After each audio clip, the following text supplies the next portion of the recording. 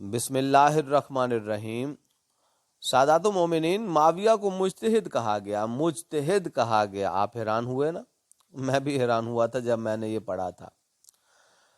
کیوں مجتہد کہا گیا؟ اس لیے کہ اس کے قتل و غارت، اس کے ظلم، اس کی دہشت گردی اور اس کے اصحاب کو قتل کرنا، اس کا مومنین کو شہید کرنا، اس کے بعد بہت سے مسلمانوں کو قتل کروانا، ان سب کو چھپانے کے لیے، اور پھر امیر المومنین مولا امام علی سے جنگ کرنا کہ جن کے لیے رسول خدا نے فرمایا الحق کو مع علی، یہ شیعہ سنی کتابوں میں موجود ہے کہ حق علی کے ساتھ ہے۔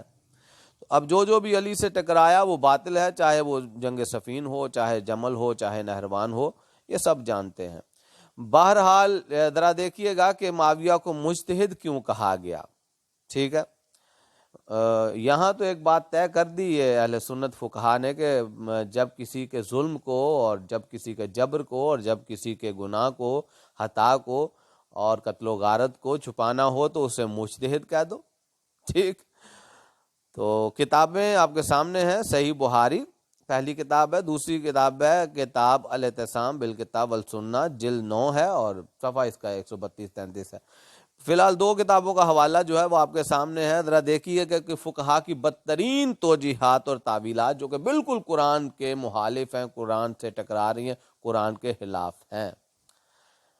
اور ایک حدیث جو ہے وہ طرفین میں موجود ہے کہ رسول خدا نے فرمایا کہ اگر پتہ کرنا ہو کہ یہ بات میری ہے، یعنی حدیث ہے، حدیث سے معتبر ہے، صحیح ہے، تو اس بات کو قرآن سے ملا لو۔ اگر قرآن تصدیق کرے تو واقعی وہ میری بات ہے، اگر قرآن سے ٹکرا جائے تو وہ میری بات نہیں ہے، وہ مجھ پر بہتان باندھا گیا، اور ایسی بات کو دیوار پر دے مارو۔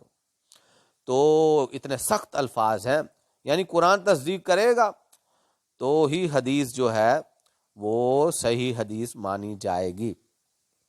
اب فقہا ذرا کیا لکھ رہے ہیں ان کتابوں میں، ذرا وہ دیکھیے گا، اور یہ معاملہ جو ہے وہ باریک بینی ذرا سوچئے گا، کس طرح سے کیسے دھوکے سے، کیسے فریب سے مسلمانوں کو جو حق سے دور رکھا گیا ہے اور باطل کو حق بنا کر دکھایا گیا ہے، اور معاذ اللہ حق کو ویسے ہی چھپا دیا گیا ہے۔ ویسے حق تو چھپ نہیں سکتا، یہ تو اللہ کا وعدہ ہے، حق ہے اور باطل جو ہے وہ ہمیشہ مٹ کے رہتا ہے۔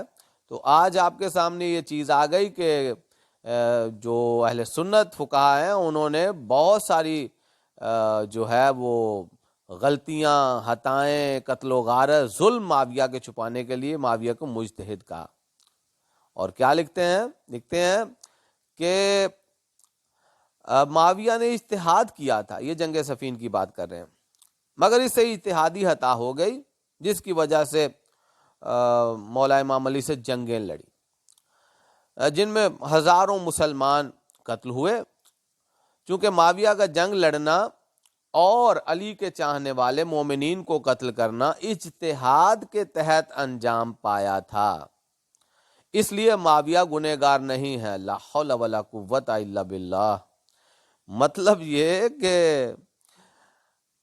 پہلی بات تو ظالم کو مجتہد کہہ کے اس کی غلطیوں کو چھپا دیا جائے، اور پھر اس کے بعد جھوٹ پہ جھوٹ باندھا جائے اور یہ کہا جائے وہ اجتہاد کیا تھا۔ جی وہ تو جد و جہد کی تھی، وہ تو کوشش کی تھی، نئی بات پیدا کی تھی، وہ تو صحیح راہ ڈھونڈنے کی تلاش میں جو ہے وہ غلطی ہو گئی تھی، اور پھر قرآن و حدیث کو سامنے رکھتے ہوئے اجماع پر قیاس کر لیا تھا، اور یہ وہ سب کچھ، یہ سارے ڈھکوسلے ہیں حضور علی۔ پھر اس جھوٹ کو معاذ اللہ مطلب یہ کہ وہ جنگ صفین ہے، رسول خدا کے معتبر صحابی جو ہیں جناب ہمارے یاسر رضی اللہ تعالیٰ عنہ کو شہید کر دیا اس ملعون گروہ نے، اس باغی گروہ نے، یہ جو معاویہ اور عمرو بن عاص اور یہ سارے شیطان ملے ہوئے تھے، قتل کر دیا جاتا ہے، اصحاب رسول کو شہید کر دیا جاتا ہے، مومنین کو شہید کر دیا جاتا ہے، مسلمانوں کو مروا دیا جاتا ہے، اور بعد میں کہا جاتا ہے کہ معاویہ گنہگار ہی نہیں تھا۔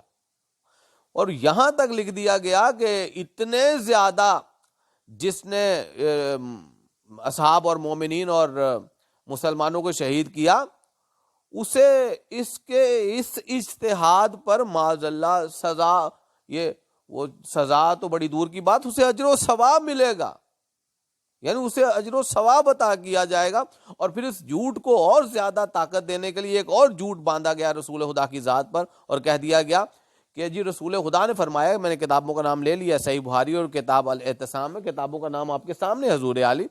یہ فقہا کی بدترین توجیہات تعویلات میں ایک یہ آپ کے سامنے آپ ملاحظہ کر رہے ہیں کہ جی رسول خدا نے معاذ اللہ رسول خدا نے فرمایا کہ حکمران حاکم کا اجتہاد صحیح ہو تو اللہ تعالیٰ اس سے 2 اجر عطا کرے گا، اور اگر اس سے اجتہاد میں غلطی ہو جائے، خطا ہو جائے، گناہ ہو جائے، تو بھی اللہ اسے 1 اجر عطا کرے گا.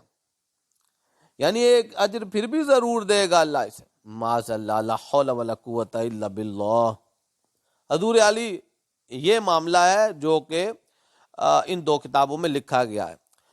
اب آئیے دیکھتے ہیں کہ یہ وہ چیزیں ہیں کہ جو ایک قاتل کو، ایک ظالم کو چھپانے کے لیے اسے مجتہد کہا گیا، پھر اجتہاد کا سہارا لے کر جھوٹی حدیث جو ہے وہ بیان کی گئی. لیکن قرآن نے ایک لمحے میں اس کو باطل کر کے یہ ساری کی ساری توجیہات اور تعویلات کو دیوار پر دے مارا. سورہ انعام اللہ ارشاد فرما رہا ہے، وَلَا تَقْسِبُوا كُلُّ نَفْسٍ إِلَّا عَلَيْهَا، اور جو شخص بھی برا کام کرتا ہے اس کا وبال اسی پر ہے. سورہ انعام آیت نمبر 164. کیا کہا اللہ نے؟ اللہ نے ارشاد فرمایا اور جو شخص بھی برا کام کرتا ہے اس کا وبال اسی پر ہے. وَلَا تَقْسِبُوا كُلُّ نَفْسٍ إِلَّا عَلَيْهَا.